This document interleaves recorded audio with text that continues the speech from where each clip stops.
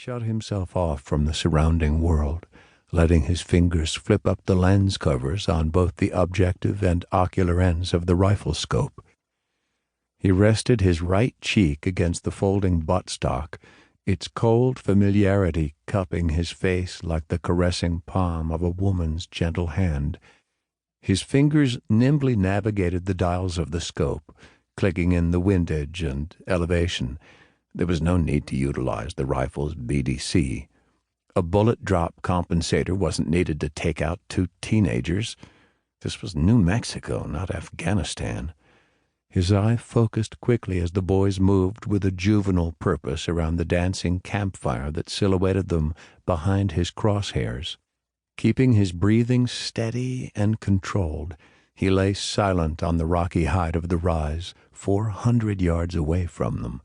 He raised his head away from the long scope for a moment to watch the yellow flames flicker in the distance halfway up the sandy slope that led to the rock towering over the boys.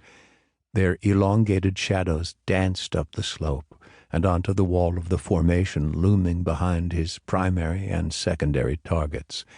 His eyes darted around the blackness that surrounded him, one last operational evaluation of the field of fire.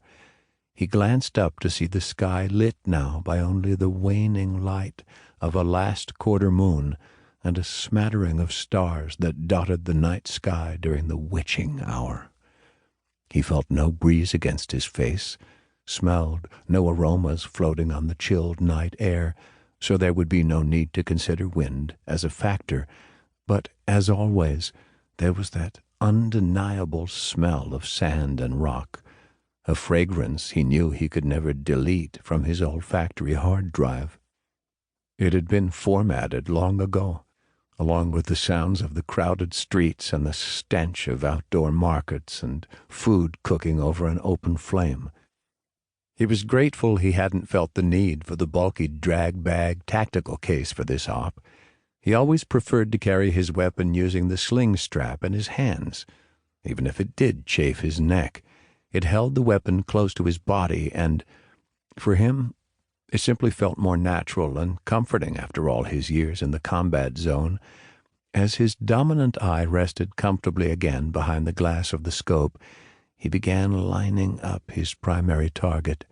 He repositioned his legs, then he let the bipod carry the weight of the rifle as he adjusted the weapon's elevation turret. A few more clicks. He had removed the muzzle brake and cranked on the suppressor before he had left.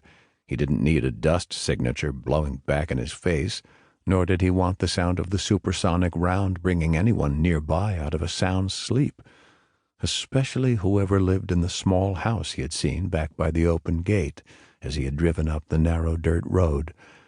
Although, at this distance, he figured the decibel level didn't really matter, because it would resemble the soft hum of a kitchen refrigerator.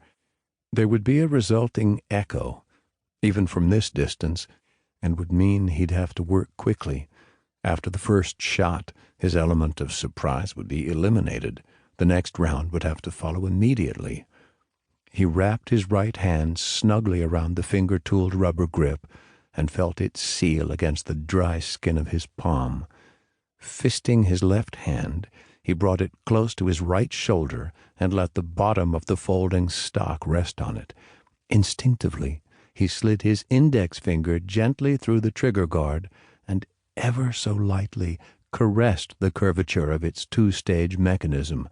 With his eye securely behind the scope, he allowed his breathing to slip into its state of zen, as he called it, so much so that when his breathing had expelled down to nothingness, his finger felt the click of the first stage of the trigger. His heart began to race as he took another measured breath. Slowly, he let his finger squeeze the second stage of the trigger just as his breath came to an end.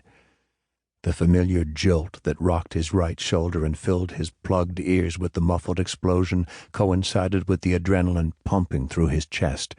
Instantaneously, the acrid smell of propellant swept through his nostrils. Another aroma he would never forget, but one that satisfied him nonetheless. He had taken the first of two shots. He watched.